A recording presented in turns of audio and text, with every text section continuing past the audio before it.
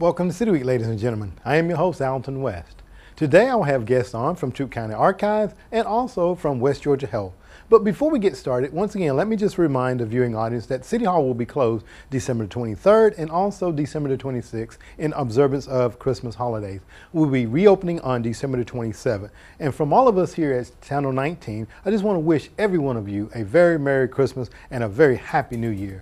Ladies and gentlemen, stay tuned and we'll be back to start the interviews in just a moment.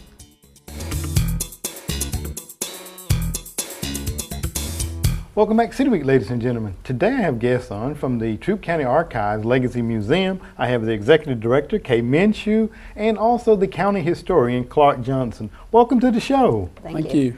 Well, you know, Kay, you and I have an opportunity to work together on the Historical Committee from time to time, and Clark, you and I go back to high school days. I think we were there at the same time. And so it's a pleasure to sit down with both of you all. But before we get started talking about a book that you all authored together, can you talk a little bit about your role there at the museum? The Legacy Museum features history of West Georgia and East Alabama, and then Troup County Archives collects the history and makes it available for researchers, and especially folks doing local history research, family history, needing photographs, sort of most anything relating to the heritage of the area. Oh, okay. And you know, that's so important. I know that there's like these internet things now that you can go and just kind of put in keywords and kind of start searching your family tree. And I think that's quite interesting. I know my next door neighbor, he did that and went way back into, you know, early time of his family. So that's a great tool that we have here in our community. And I know you do an outstanding job there. And Clark, as the county historian, talk a little bit about your role there at the museum. Well, I do a little bit of everything in the records mostly, and of course help when we put up new exhibits in the museum with writing the captions and things like that, and collecting the artifacts to help put it together. But also mostly I answer emails or work with people who come in to do research. Okay. But sometimes I'll pull a school record or a court record too. We all do that. Oh, okay. So. As Kay was saying, that other duties assigned. Right. Okay. Yes. I think we all have that in our job Absolutely. description, don't we? But it makes the day go better for us. Now, I know that you all have authored a book. You, Kay, Clark, and Glenda Majors have all come together and put together a book called Images of LaGrange. And in this is a compilation of things and history, things that have taken place here in LaGrange. Talk about how that idea, I guess, was conceived and how it evolved to the book that we'll kind of talk about here in a moment. We did a similar book, Images of Troup County, a few years ago. When we first started thinking about could we do an Images of LaGrange, we were thinking maybe 80% new photographs. It's like 220 photographs, and it's published by Arcadia Press. In reality, when it came down to it, it's probably 95%, 98% new photographs that we haven't seen since maybe they appeared in the Callaway Beacon in 1950, or another photograph appeared in the LaGrange Reporter in 1896. So mostly unpublished photographs, but really covering all aspects of LaGrange's history. Oh, okay, very good. And I was just kind of thumbing through the book, and I know that, Kay, you all have some photographs that we want to share and talk about here in just a moment. And you know, it goes way back, I should say, way back, and it kind of comes to present day. Talk about a few of the things. Now, Kay, you have one photo here that we'd like to just kind of hold up so our viewing audience can see. If you don't mind, talk about this one and the gentlemen that are included in this photo. We picked just some of our favorite photographs, and I should say the book is designed in 9 different chapters.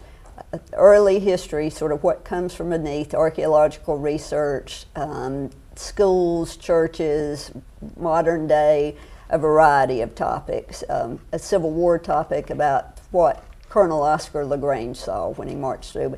This is in the schools section, and it's the Dawson Street baseball team in 1924.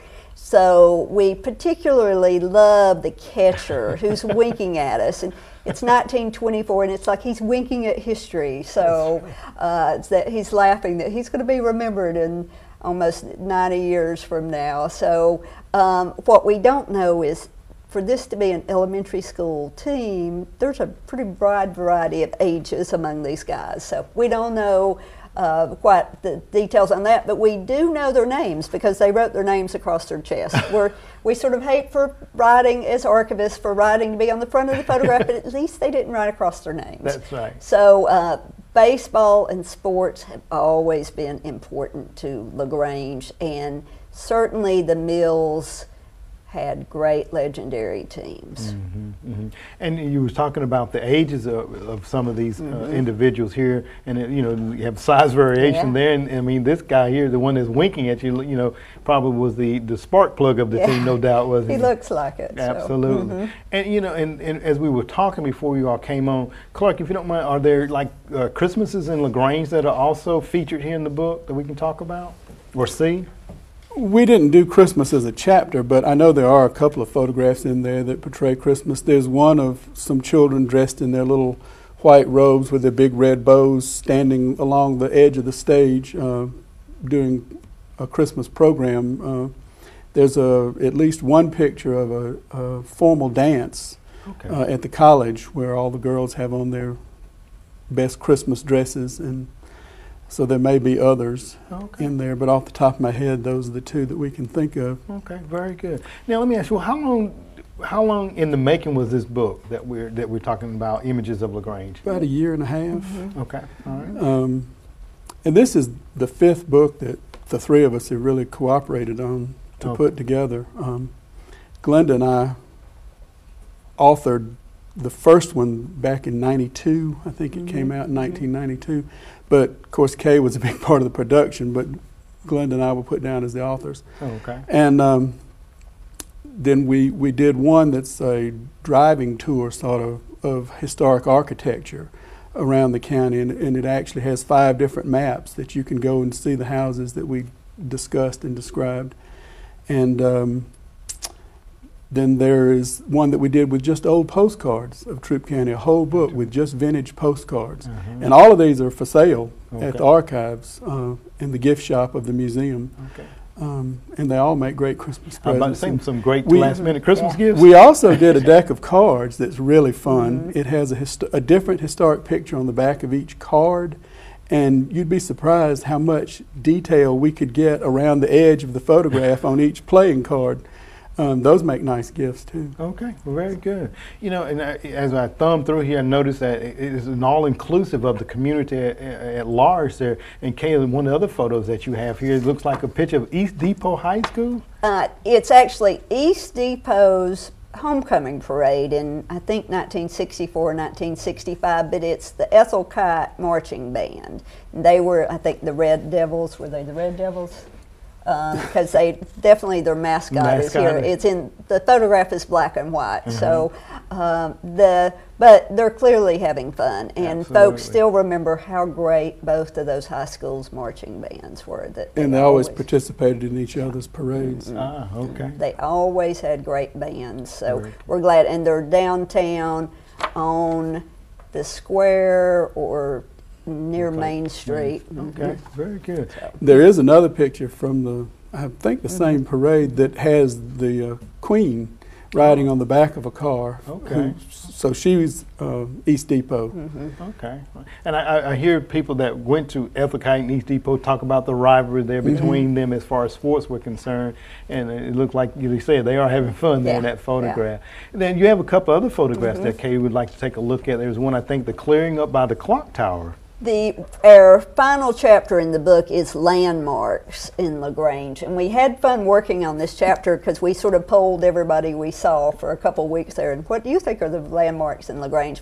One we didn't need to poll about was Callaway Tower, which has been in place since 1929 and was erected mostly by members of Callaway, or workers at Callaway Mills who donated part of their day's salary in honor of Fuller Callaway Sr. after his death. But Callaway Tower itself looks pretty much like it's looked since 1929, but what has changed has been the landscaping around it. 3 or 4 years ago they updated the landscaping and it looks great now, but this we think was maybe in the 1940s or 50s, and they've got the bulldozer out and they're clearing it, so it just ends up being a fun photograph and a little bit different than what we see if you pull up. And if you haven't been to Callaway Tower, I mean, that's a great place to go and walk around. It is. And even take a picnic or something. Absolutely. So, I've driven up there and sat in the car and had lunch there a couple of times there. Now, one of the other photos that you have there, Kay, I was a very familiar face in that photo. Talk about that one and what's the significance of it for us? This is a fun photograph because it very much ties LaGrange with national and world history. These are the Tuskegee Airmen, famous air aviation group in World War II, one of the first really all-black units, and they're with Lena Horne, the actress Lena Horne, who was very famous. We know that she performed in LaGrange at other times, although this time we think they're in Tuskegee, Alabama. And the connection with LaGrange is Willie Fuller, the very handsome man with his cap on right behind her. He was from LaGrange, and he was an instructor in the Tuskegee Airmen. He came back to LaGrange after World War II, was a taxi driver for a while, and became a Boy Scout executive, and ended up spending most of the rest of his life in South Florida. So he was a great role model for many. One fun thing about Willie Fuller was that he married Willie Dunson, and so both their names were Willie. So Willie and Willie. Okay, Willie and Willie. I just don't know how they didn't confuse their friends for many years. That's right. So, Was it with an IE or Yeah. what? Both were they IE. both spelled IE. W-I-L-L-I-E. Okay, Because okay. there are a lot of boys and girls that were named Willie. Willie. It was a popular Yeah. name at one time. Absolutely. we don't know of any being married to each other. That's right. So. Okay. Well, great. Well, there's one last photo we want to talk about, Kay, and Clark, of course, by all means, chime in. Yeah. This was a fun photograph. It's women in front of First Baptist Church in 1937. The Depression is still very much going on. Their dress very much reflects the 1930s. And the fun part of this photograph was figuring out what it was. Why were there that many women in LaGrange? And there's a couple of men there. And, you know, was it the women of the church? And, you know, no, if you were going to have the women of the church, you'd have young girls and other things. And Glenda Major actually started circulating it among their friends, and we figured out it's the state Tri-Y convention, which happens to be was being held by LaGrange High, but it was held at First Baptist because of to make use of the sanctuary. And so lots of women, we could recognize three or four women. I had recognized a couple of women that are still living who were my mother's age. Oh, and okay. But you recognized a couple of Methodists early on, and so it's like, okay, why are they all? why are they at the Baptist Yeah. church? Just a hodgepodge of Yeah. people there. Oh, okay. So- So we started taking it to those people that we thought we recognized, and sure enough, they And that's- remembered Oh, the event. And once we found out what it was, we found it in our newspapers. It was a big write-up about it at the time that it happened. very good. Well, you know, again, Images in LaGrange, a great Christmas gift. Authors Glenda Roster Major, Forrest Clark Johnson III, and Kay Lansing Minshew, our very own local here. So by all means, Kay, Clark, I want to thank you all for coming on and sharing this with us, and I'm going to have to pick me up one of these as well. All right. All Right. right. Ladies and gentlemen, stay tuned. We'll be back for more City Week in just a moment. Welcome to City Week, ladies and gentlemen. As you've seen some of the previous shows, we had on Jeffrey Tucker, who cooked for us some wonderful treats. Now today I have on two ladies from West Georgia Health that are going to talk about some healthy holiday eating. I have on Heather Coggins and Deborah Horner. Ladies, welcome to the show again. Thank you. Thanks for Thank having you. us back. Well, you know what? We have a lot of things up here on this table that we're going to talk about here in just a few moments, and I have a beautiful dish here in front of me. So I think that must mean it belongs to me, right? Is that right, Heather? Oh, some of it. Some serving, of it. Okay, serving, a serving of it. All right. Well, ladies, let's just talk a little bit about. I think we start eating, Heather, as we were talking before we came on, probably around Halloween, and we eat throughout the beginning of the year.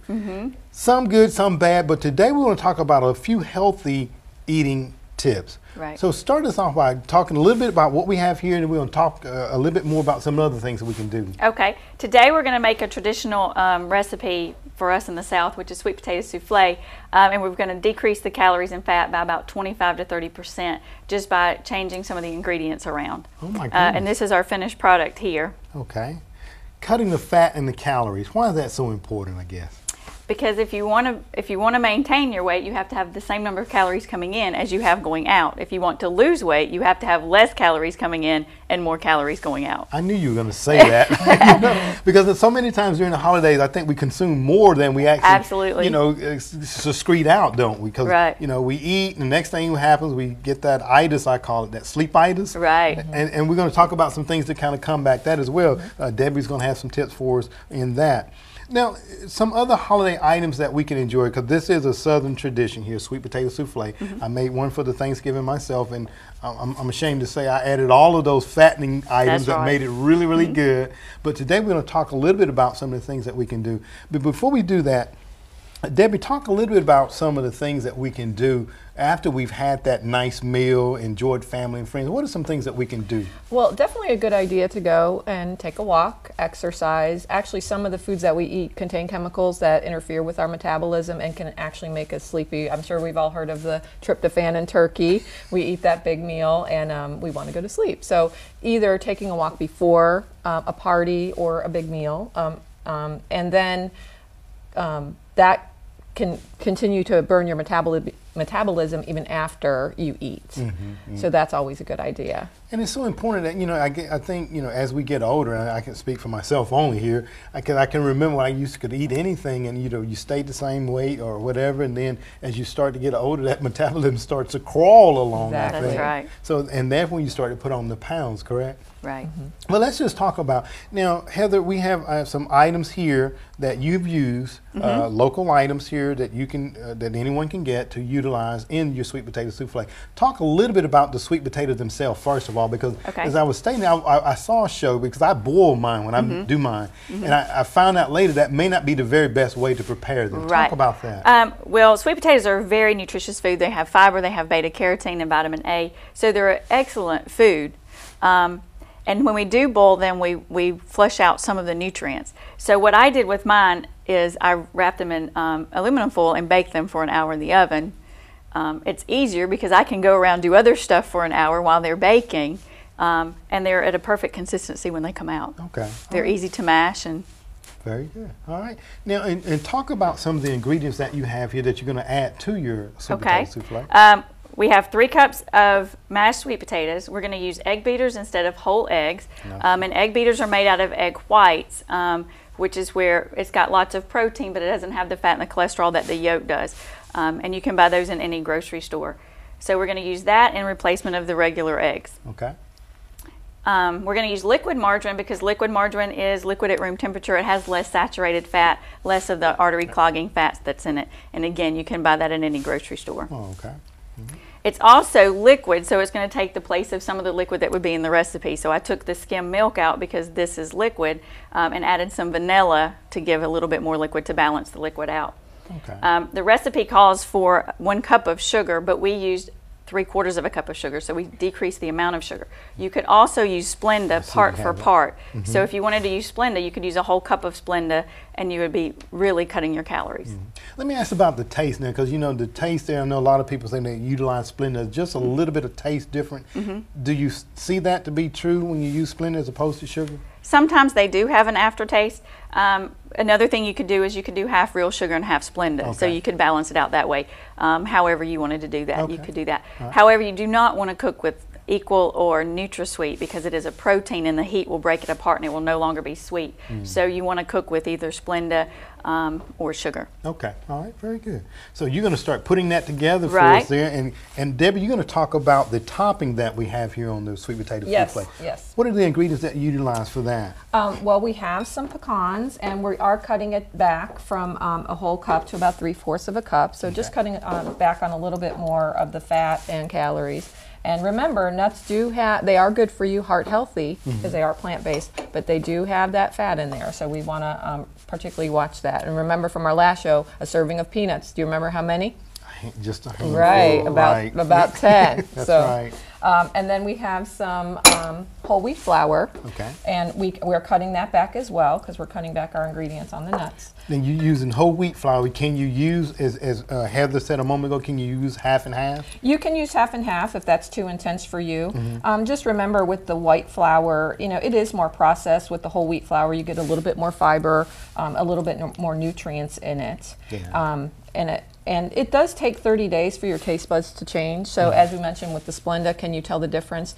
You always want to give something a try at least 30 days. So you don't want to do it the day of the guest coming, right? Yes. If you're going to modify a recipe, never be afraid to modify a recipe and just kind of play with it. But I always recommend that you do not do it on the day of your big party. That's right.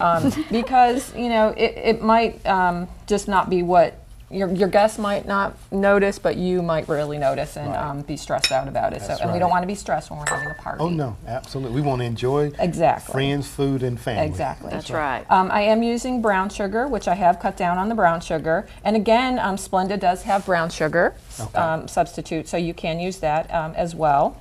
And again, we've cut down quite a bit on the fat and calories in this recipe. And again, we're using the liquid margarine to kind of solidify it and make that crunchy, crispy topping. Okay. I'm looking as Heather's putting hers together. It has the consistency, just like my boiled potatoes there. Right. And then with the liquid items that you placed in That's it, right. you have all that gooey stuff, So good it stuff should going turn on. out just the same. Absolutely.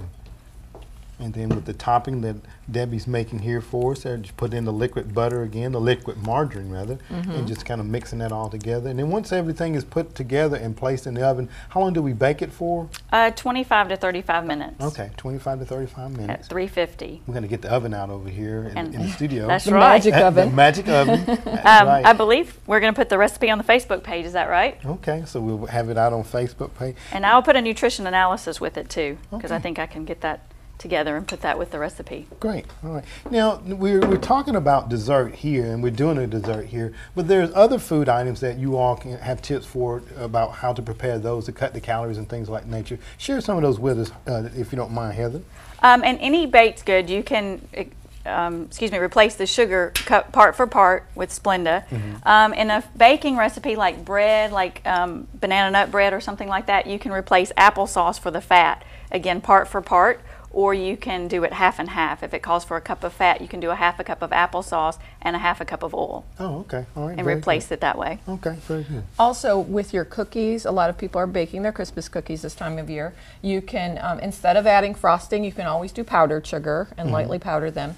If you're using preserves, you can always use sugar-free preserves. Okay. And then you can also drizzle the icing instead of, I kind of like a lot of icing on my cookies. And put some sugar and sprinkles. That's You right. can just put a light glaze on there and, they'll taste just as good. Just as good, okay. So, I think when it comes down to the holiday times, we really sometimes overindulge. We want to get all that, we want the flavor, we want the sugar, we want all of those things. But like you stated, we definitely, for myself, as we get older, we definitely want to kind of watch and monitor the sugar intake because I know you ladies know also well, being outpatient dietitians there at West Georgia Health, that it's so important that we moderate.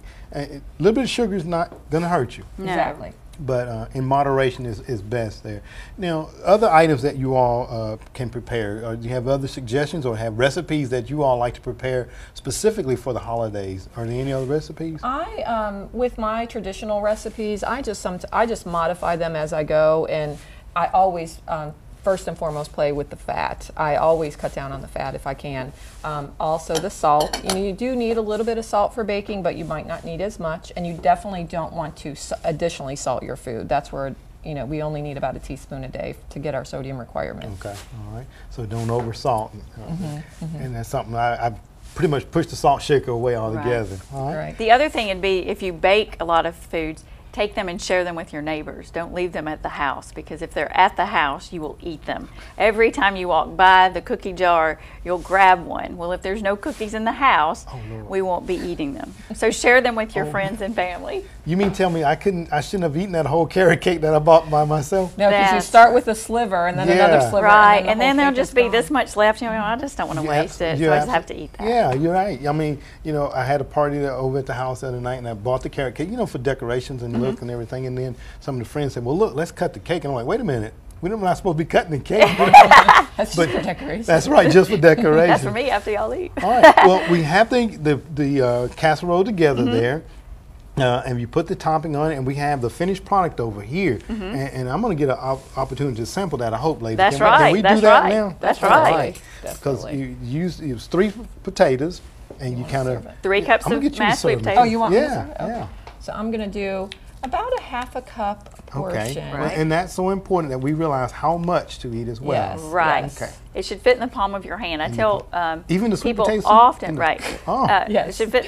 These are the first 2 serving Well, utensils that we were ever What given. if I cuff my Perfect. palms like this? All right. All right. Let's So if it try won't that. fit in your hands, it's probably too big. If it won't, okay, let's try this, ladies. Let's see here.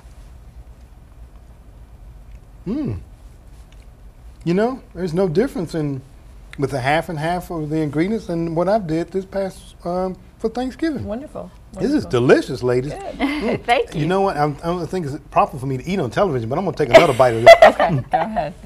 Ladies, I'm going to thank you both for coming on and sharing. You're welcome. This is very good. You're welcome. Now, recipes, can they come out? If someone just wanted to kind of ask a couple questions about recipes, can they come and talk to you all, or can you give them your contact information? My phone number is 706-812-2499, and my email address is coggins8@westgeorgiahealth.org. Okay. And my phone number is 706-812-2211, and Herner, HOERNERD, at westgeorgiahealth.org. Okay. All right. Well, ladies, thank you all. And this is delicious. As we go off the air, I'll take another bite. Okay. But thank you all so much for coming on and sharing these healthy recipes with us today. Thank you. Thank you. Have All a right. good Christmas. Ladies and gentlemen, stay tuned. We're back from More City Week in just a moment.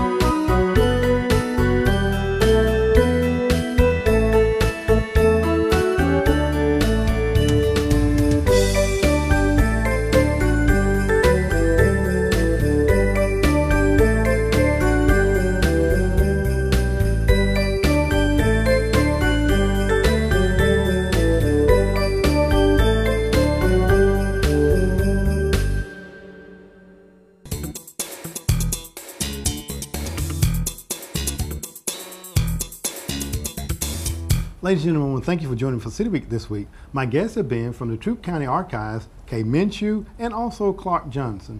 And they showed us and talked to us about images of LaGrange. So it's a last-minute Christmas gift. If you're looking for an item, that might be a great Christmas gift. Also, I want to thank the ladies from West Georgia Health, Heather Coggins and Deborah Herner, that came in and showed us some wonderful holiday recipes, sweet potato souffle. And ladies and gentlemen, I must say it is delicious. So ladies and gentlemen, thank you for joining us this week. And as always, I want to invite you back for more of City Week.